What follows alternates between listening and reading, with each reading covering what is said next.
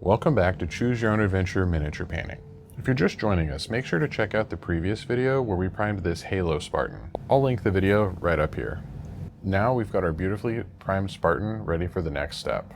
And today we're going to be talking about something absolutely fundamental to miniature painting, base coating. But first, let me explain what base coating actually is, because if you're new to the hobby, this might be a term that you've heard thrown around, but you don't know what it actually means. A base coat is simply that, just a base coat of paint. It's that first layer that goes down. And it's usually the main color that you want that area of the miniature to be. And today we're going to be painting our base coat with our mid-tone. Think of it as the foundation that everything else builds upon. It's not your darkest shadow and it's not your brightest highlight. It's that middle tone that represents that true color that you want the miniature to be. Think of Superman, his red cape. It's red.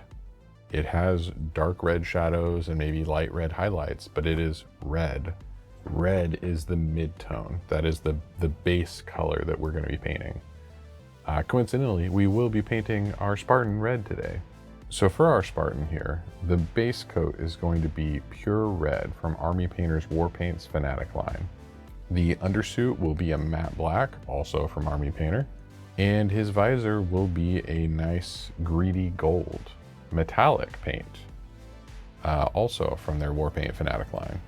And lastly, he will be holding a stalker rifle, which is usually kind of a red and gray, so we will also be using some deep gray from Army Painter's War Paint Fanatic. So why do we base coat?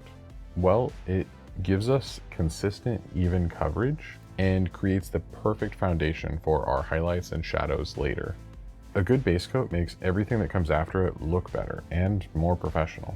Now, before we start painting, let's talk about order. This is something that a lot of beginner miniature painters don't think about, but it could save you a lot of time and frustration. I always start with the hardest to reach areas first, and in this case, that's going to be the black undersuit. Why? Because these recessed areas are trickier to get to with your brush. And if I accidentally get some black on the armor while I'm painting, I can easily come back over it with the red later and fix the mistakes. After that, I'll move on to the red, which is the main color of the armor and just the biggest part of the model to paint. We'll probably do the red on the weapon at the same time, and then the gray of the weapon right after that. And finally, we'll finish with that gold metallic visor. Metallics can be a little bit finicky, and I like to save them for last. They have a little bit of metallic flakes in the paint themselves, and I really don't like using the same brush, and I don't like mixing it in with the same paint water that I'm going to be reusing for other paints.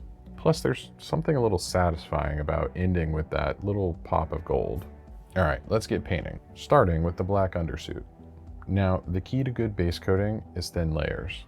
I'd rather do 2 to 3 thin coats than one really thick coat that obscures details and fills in those little recesses.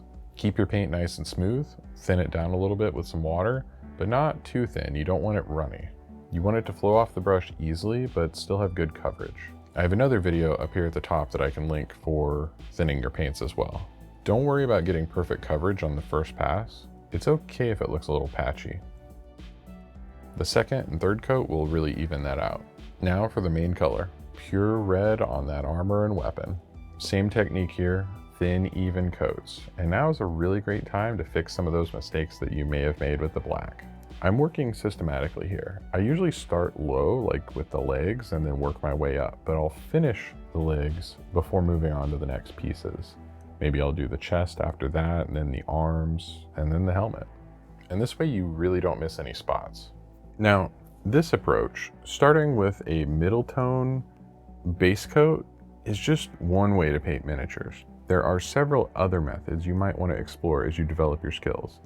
Some painters prefer to start with their darkest color first and build up through layering to create really smooth gradients. Others love using speed paints for super quick, one coat coverage with built-in shading. I'll be covering these alternative approaches in future videos, so make sure you're subscribed and have notifications turned on so you don't miss them. All of those are methods that I plan to cover in this Choose Your Own Adventure paint series. The weapon will be pretty quick, just red in a few places, and then we'll come back with the gray to finish off the rest.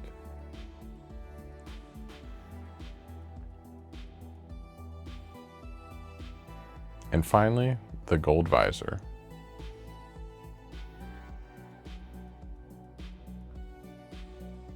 Metallics are usually pretty opaque, so this might actually only need one reasonable coat. All right, our Spartan is beautifully base coated, but he's looking a bit flat, right? He needs some depth, some dimension. And that brings us to the next step in our Choose Your Own Adventure paint series, and you get to make the choice. Do you want to add shadows by carefully hand painting darker colors into the recesses? Or do you prefer to use a wash, a thin liquidy paint that flows into the lower areas automatically? Both techniques can give you great results, but they create slightly different looks and require different skill sets. Thanks for following along with this base coating tutorial. Remember, good base coats are the foundation of great paint jobs, so don't rush this step. Let me know down in the comments which path you are planning to choose for shadows, and if this series is helping you improve your painting skills. Check out the videos here on your end screen, choose your path, and continue your painting adventure. Until next time, happy painting!